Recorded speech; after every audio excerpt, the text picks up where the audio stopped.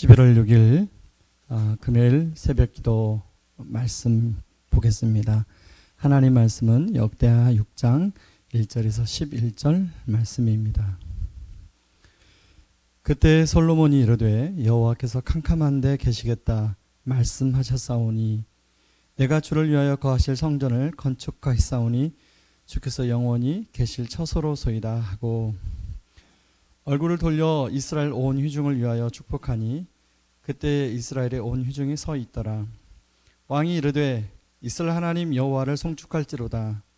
여호와께서 그의 입으로 내 아버지 다윗에게 말씀하신 것을 이제 그의 손으로 이루셨도다. 이르시기를 내가 내 백성을 애굽 땅에서 인도하여 낸 날부터 내 이름을 둘 만한 집을 건축하기 위하여 이스라엘 모든 지파 가운데서 아무 성읍도 택하지 아니하였으며 내 백성 이스라엘의 주권자가 될 사람을 아무도 택하지 아니하였더니 예루살렘을 택하여 내 이름을 거기 두고 또 다윗을 택하여 내 백성 이스라엘을 다스리게 하였노라 하신지라. 내 아버지 다윗이 이스라엘의 하나님 여호와 이름을 위하여 성전을 건축할 마음이 있었더니 여호와께서 내 아버지 다윗에게 이르시되 내가 내 이름을 위하여 성전을 건축할 마음이 있으니 이 마음이 내게 있는 것이 좋도다. 그러나 너는 그 성전을 건축하지 못할 것이요 내 허리에서 나올 내 아들 그가 내 이름을 위하여 성전을 건축하리라 하시더니 이제 여호와께서 말씀하신 대로 이루셨도다. 내가 여호와께서 말씀하신 대로 내 아버지 다윗을 대신하여 일어나 이스라엘 왕위에 앉고 이스라엘의 하나님 여호와 이름을 위하여 성전을 건축하고 내가 또 그곳에 여호와께서 이스라엘 자손과 더불어 언약을 세우신 언약을 넣은 궤를 두었노라 하니라. 아멘. 오늘 본문은 솔로몬이 성전을 다 짓고 성전 기구를 성전 안에 옮기고 마지막으로 하나님의 언약궤를 옮긴 다음에 제사장들과 노래하는 또 레위 사람들과 나팔 불고 하나님을 높여 소리쳐 찬송하자 그 순간 하나님의 임재의 영광이 그 성전 안에 가득 차게 됩니다. 임재를 상징하는 구름이 가득하여 제사장들이 앞이 보이지 않아 섬길 수 없을 정도였다고 이야기하고 있습니다. 이런 상황에서 솔로몬이 백성들에게 성전을 짓게 된 경위에 대해서 간단하게 이야기하는 내용입니다. 오늘 본문을 통해서 두 가지를 좀 생각해 보려고 하는데 첫 번째는 놀라운 영광, 놀라운 은혜입니다. 영어 단어에 보면 센세이션이라는 단어가 있습니다. 아주 놀랄만한 어떤 장면, 감동스러운 장면을 볼 때 센세이션하다라고 말합니다. 이런 면에서 성전 안에 하나님의 영광의 임재가 임하는 장면은 그야말로 센세이션한 장면이 아닌가 생각합니다. 1절에 보면 하나님은 원래 캄캄한 데 계시겠다고 말씀하셨사오니 라고 나오는데요. 이 말의 근원은 출애굽기 20장 21절을 근거로 말씀하고 있습니다. 출애굽기 20장 21절에 보면 백성은 멀리 서 있고 모세는 하나님이 계신 흑암으로 가까이 가니라. 여기 흑암 가운데 계신다는 말은 정말로 캄캄한 곳에 계시는 것을 말하는 것이 아니라 사람이 보는 관점에서 구름 속에서 소리가 나기 때문에 구름 속에 하나님이 계시지 않을까 하는 것처럼 느꼈기 때문입니다. 출애굽기 19장에 보면 시내산의 영광이 하나님의 임재가 시내산의 영광으로 하나님의 영광이 시내산에 임재하는 장면이 나오는데요. 출애굽기 19장 16절에 보면 셋째 날 아침에 우레와 번개와 빡빡한 구름이 산 위에 있고 나팔 소리가 매우 크게 들리니 진중에 있는 모든 백성이 다 떨더라 라고 나옵니다.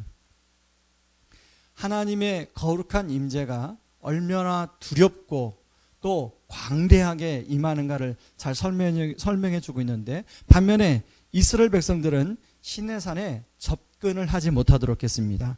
24절에 보면 너는 내려가서 아론과 함께 올라오고 제사장들과 백성에게는 경계를 넘어 나 여호와께로 올라오지 못하게 하라. 그들을 칠까하노라. 그러니까 거룩하신 하나님이 임재하는데 사람이 거기에 가까이 갈 수 없는 것이죠. 한마디로 감히 인간은 범접할 수 없는 너무나도 거룩하신 하나님의 모습으로 나오고 있습니다. 그런데 오늘 본문에 보면 그런 거룩하신 하나님이 사람이 만든 성전이라는 건축물 안에 임재하시게 된 것입니다.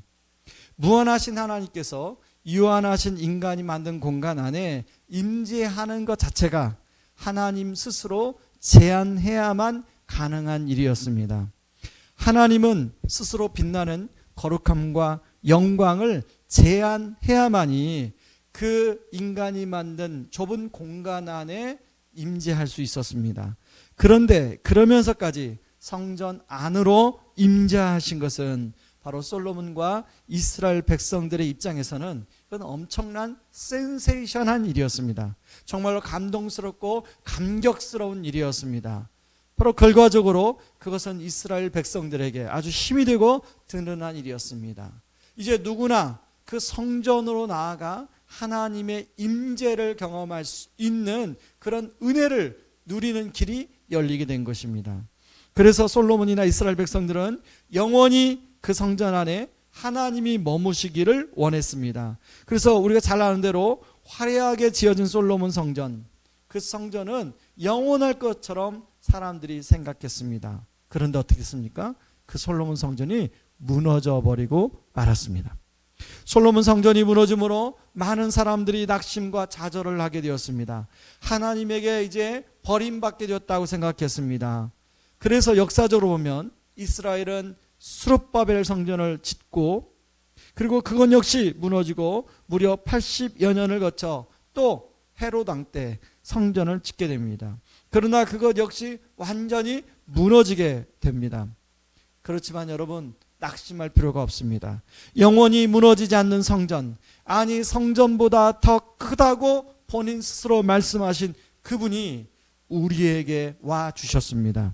마태복음 26장 21절에 보면 이르되 이 사람의 말이 내가 하나님의 성전을 헐고 사흘 동안에 지을 수 있다 하더라 하니, 예수님은 영원히 무너지지 않는 저와 여러분의 성전이 되어주기 위해서 십자가에 못 박히시고 부활하셨습니다.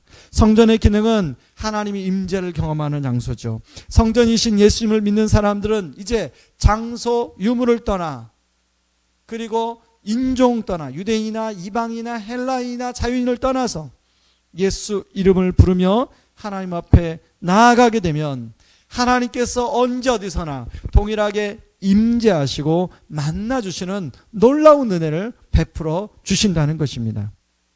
그리고 그곳에서 각종 어려움 가운데 있는 우리를 다시금 하나님이 만나주시고 우리를 깨닫게 하시고 우리를 구원하여 주신다는 것입니다. 여러분, 우리의 모습은 여전히 넘어지고 쓰러지며 고민하며 근심하는 존재로 살아갑니다. 그러나 예수 이름을 부르며 나간 자는 그런 우리를 일으켜 주시고 구원해 주시고 우리와 동행하여 주신다는 것입니다. 오늘 하루가 여러분의 자리에서 성전이신 예수님을 통하여 하나님의 구원과 임재를 누리는 하루가 되기를 주님의 이름으로 축원합니다. 자, 이런 놀라운 은혜를 얻은 우리가 그렇다면 어떻게 살아가야 되는가? 여러분, 오늘 다윗과 솔로몬의 모습을 통해 그것을 우리가 잠깐 살펴볼 수 있는데요. 다윗은 자신의 삶에서 이런 하나님의 임재를 그 사울왕에게 쫓겨다니면서 수많은 광야 속에서 경험했던 사람입니다. 그래서 그 은혜가 너무 감사해서 이제 하나님의 성전을 지어드리고 싶은 마음이 간절했습니다. 그래서 그는 성전을 지을 나무, 그리고 금과 은, 기타 기자재들을 준비해 두었습니다. 왜냐하면 자신만 이런 은혜를 누리는 것이 아니라 많은 사람도 하나님의 임재를 경험하기를 원했기 때문입니다. 그러나 다윗은 전쟁터에서 전쟁을 하면서 많은 피를 흘렸기에 거룩한 성전을 짓는데 합당하지 않다는 말을 나단 선지자를 통해서, 아니 하나님을 통하여 듣게 됩니다. 처음 이 말을 들었을 때 다윗의 마음이 어땠을까를 생각해 보게 되었습니다. 한편으로는 다윗은 그 말에 하나님의 말씀에 수긍이 되었으면서도 한편으로는 굉장히 아쉬워하지 않았을까 하는 생각이 들었습니다. 사람이 자신의 마음속에 무엇인가를 이루고 싶어 계획을 세우고 준비를 했는데 그것이 어떤 상황과 여건에 의해서, 아니 오늘 본문처럼 하나님에 의해서 그것이 뜻대로 되지 않을 때 그 마음을 내려놓고 받아들이기까지가 쉽지 않습니다. 그런데 다윗은 그것을 쉽게 정리하고 받아들인다는 것입니다. 이것이 가능했던 것은 다윗은 자신의 의와 영광을 구하는 일이 아니라는 것을 인식했기 때문입니다. 하나님의 영광을 구하는 마음이 다윗 안에 있었기 때문에 가능합니다. 혹시 여러분의 삶에도 어떤 계획을 세우고 나름대로 그 계획을 이루고 그것을 추진하는 가운데 이런저런 것 때문에 잘 되지 않아서 어려운 가운데 있는 분들이 있을지 모르겠습니다. 여러분은 그런 상황에 어떻게 반응을 하셨습니까? 그리고 여러분은 지금 그것을 어떻게 여러분의 인생 가운데 해석하고 있습니까? 한번 생각해 보시기 바랍니다. 과연 나는 다윗처럼 그것을 기꺼이 내려놓고 하나님의 뜻이 무엇인가를 구하고 순종으로 나아갔는지, 여러분 오늘 말씀을 통해서 그걸 생각해보는 하루가 되길 바랍니다. 그런가 하면 솔로몬이 왕이 되자 아주 중대한 과업을 이어받게 되었습니다. 성전 건축이란 프로젝트입니다. 여러분 열왕기상 3장에 보면 솔로몬이 어린 나이에 왕이 되었음을 알 수 있습니다. 물론 여러 가지를 준비하는 것도 쉽지 않은데 그것을 실행에 옮기는 것, 그것은 어린 나이에 왕이 된 솔로몬은 더 쉽지 않은 일이었습니다. 그러나 솔로몬은 그것을 순종함으로 지혜롭게 감당했음을 보여주는데, 오늘 본문은 그것을 마무리하고 최종적으로 하나님께 영광을 올리는, 그리고 성전 건축을 위한 수고한 백성들과 함께 그 영광의 기쁨을 함께 나누는 내용이죠. 여러분, 우리에게 주님이 무엇인가 말씀할 때가 있습니다. 근데 우리는 그거에 대해서 어떻게 반응합니까? 주님, 저는 아직 준비가 안 됐습니다. 저는 아직 그거 감당하기에 부족합니다. 하나님, 저는 그거 아직 그런 일을 합당하기에는 충분한 준비가 안 됐습니까? 그렇게 반응합니까? 아니면 주님, 제가 비록 부족하지만 제가 그것을 감당해 보겠습니다. 그렇게 반응하십니까? 여러분, 때로는 어떤 것을 감당하는데 버겁게 느껴지는 것들이 있죠. 때로는 십자가를 지는 것이 무겁게 느껴질 수 있습니다. 피하고 싶은 마음이 들 수도 있습니다. 그러나 누군가 감당해야 된다면 나의 마음을 내려놓고 그것을 기쁨으로 십자가를 질 때 그 십자가는 무거운 것이 아니라 가벼운 것이 된다는 것이죠. 왜냐하면 내가 나 혼자 지는 것이 아니라 주님이 함께 져 주시기 때문에 그렇습니다. 무게중심이 주님께 있기 때문에 그렇습니다. 그것이 죽는 것이 아니라 사는 것이 되는 것입니다. 오늘 하루 저와 여러분에게 주님이 말씀하시는 것은 무엇입니까? 저와 여러분이 져야 될 십자가는 무엇입니까? 주님께 순종할 수 있는 마음과 기쁨을 주셔서 그걸 즐겁게 지고 할 수 있는 마음, 능력 주시기를 기도하는 하루가 되기를 주님의 이름으로 축원합니다. 이 시간에 같이 말씀 붙들고 기도하며 나가기 원합니다. 우리 두 가지를 놓고 같이 기도할 텐데요. 성전으로 오신 예수님의 이름을 부르며 우리가 있는 자리에서 하나님의 임재를 경험하게 하여 주시옵소서. 주님과의 교제를 깊이 누리며 살아가는 하루가 되게 하여 주시옵소서 위해서 기도해 주시고, 두 번째는 다윗처럼 솔로몬처럼 내 중심성을 내려놓고 하나님의 중심성으로 주님의 말씀에 순종으로 반응하며 살아가게 하여 주시옵소서. 같이 기도하며 나아갑니다. 기도하겠습니다. 고마우신 하나님 아버지, 고맙고 감사합니다. 성전으로 오신 예수님, 언제든지 예수 이름을 부르면 하나님 넘어지고 쓰러지고 낭망할 수밖에 없는 우리에게 다가오셔서 우리에게 말씀하시고 우리의 손을 잡아 이렇게 세워주시고 우리를 구원하시는 그 주님인 줄 믿습니다. 하나님, 오늘도 그 주님과 성전이신 주님과 그 주님의 이름을 부르며 있는 자리에서 우리 하나님과 깊은 임재를 누리며 살아가는 하루가 되게 하여 주시옵소서. 오늘 또 하루를 시작합니다. 그 주님의 임재 가운데 첫 발을 내딛는 하루가 되게 하여 주시옵소서. 하나님, 다윗처럼 솔로몬처럼 우리는 내 중심성으로 살아갈 때가 많이 있습니다. 그래서 주님의 말씀에 하나님, 나는 못하겠습니다. 나는 감당할 수가 없습니다. 주님, 내가 쉽게 그걸 내려놓을 수 없습니다 라고 말할 때가 있는데, 하나님, 다윗처럼 솔로몬처럼 우리가 순종함으로 말미암아 그렇게 반응하는 삶을 살 수 있도록 도와주시옵소서. 예수님의 이름으로 기도합니다.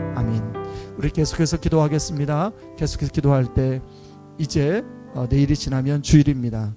여러분 주일 또 예배를 위해서 주일 예배를 준비하는 저와 우리 사역자들을 위해서 성령 충만하게 하나님 이번 주일에도 하나님의 임재가 가득한 영광스러운 예배가 드려지게 하여 주시옵소서. 그래서 말씀을 준비하는 종들을 붙들어 주시고 성령 충만케 하시고 성령의 지혜로 말씀을 준비케 하여 주시옵소서. 위에서 기도해 주시고 이제 새생명 축제가 얼마 남지 않았습니다. 하나님 우리가 초대하는 VIP 하나님 그분들의 심령 속에 하나님 정말로 복음이 들어가고 예수님을 만나는 은혜가 있도록 하나님 도와주시고 하나님 우리에게도 정말로 나 중심적으로만 살아가는 것이 아니라 복음을 나누는 기쁨을 맛보게 하여 주시옵소서. 위에서 기도하고 여러분 이제 미국 대통령 선거의 결과가 어느 정도 윤곽이 나타나는데 하나님 결과가 어떻든 간에 하나님 이 역사를 주관하신 하나님 또 이 모든 만물을 주관하신 하나님 정말로 그런 가운데서 우리 이 민족 이 나라가 올바로 주님의 인도함 받게 하여 주시옵소서. 위에서 기도해 주시고 우리 같이 기도하며 나가겠습니다. 여러분 개인 기도하고 여러분 개인 기도하고 들어가면 좋겠습니다. 같이 기도하겠습니다. 고마우신 하나님 아버지 고맙고 감사합니다. 이제 내일 지나면 또 주말이 오게 됩니다. 하나님 주일 예배를 준비하는데 하나님 주일 1부 2부 예배 또 주일학교 유치부 유년부 초등부 중고등부 청년부 예배 하나님의 임재가 임하는 영광스러운 예배가 드려지게 하여 주시옵소서. 예배를 섬기는 종들을 기억하여 주옵소서. 주차부로 예배 준비부로 또 안내부로 하나님 각 또 주일학교 교사로 섬기는 주의 종들 위해 격려하여 주시고 하나님 정말로 예배를 사모하는 마음으로 또 예배를 준비할 때 하나님 거룩한 사함제사를 주님 받아 주시옵소서. 우리 말씀을 전하기 위해 말씀을 준비하는 종들 우리 사역자들을 붙들어 주시고 성령의 충만함과 성령의 지혜로 잘 준비할 수 있도록 도와주시옵소서. 하나님 아버지 주님 미국의 대선의 결과가 어떠하든지 간에 하나님께 의탁합니다. 하나님 이 나라의 민족을 이끌어 주시고 인도해 주시고 이 한반도의 모든 역사를 주님께서 선하게 이끌어 주시옵소서. 예수님의 이름으로 기도합니다.